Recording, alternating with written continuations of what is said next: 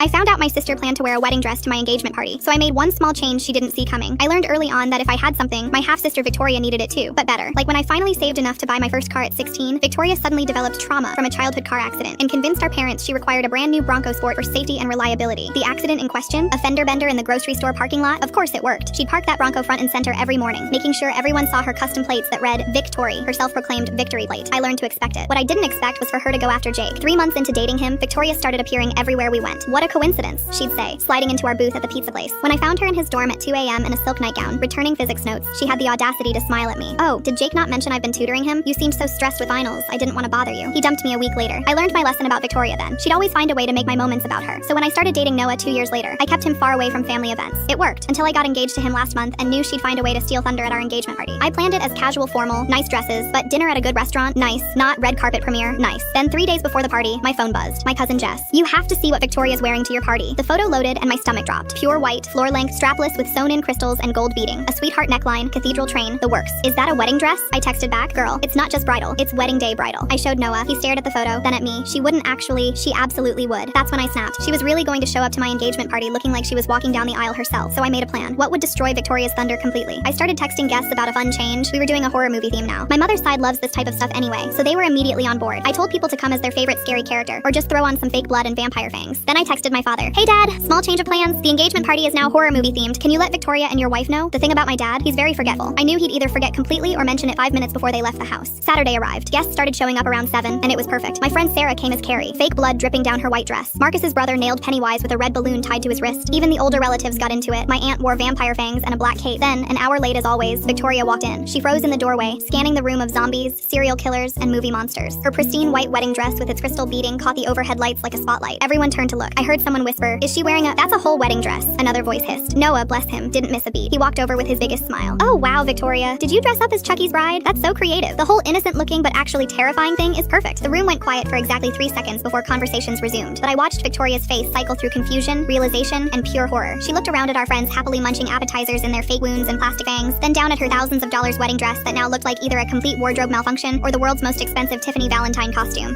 "This isn't," she stammered, but Noah was already guiding her toward the drinks table, still complimenting her costume. She lasted another 10 minutes, making small talk with my grandmother while a guy dressed as Michael Myers photobombed their conversation. Then she grabbed her mother and bolted. As the door closed behind them, Sarah appeared at my elbow with a grin. "Did your sister just show up to your engagement party in a wedding dress?" "She did." "And you changed it to a costume party?" "I did." Her jaw literally dropped. "Can I be you when I grow up?" Dad called me later that night. "That was childish. You should have told Victoria directly about the theme change." Her mother left a voicemail about how cruel I was to humiliate Victoria like that. But I didn't humiliate her. She humiliated herself by trying to wear a wedding dress to someone else's engagement party. I just made sure it backfired spectacularly. She's never tried to copy me since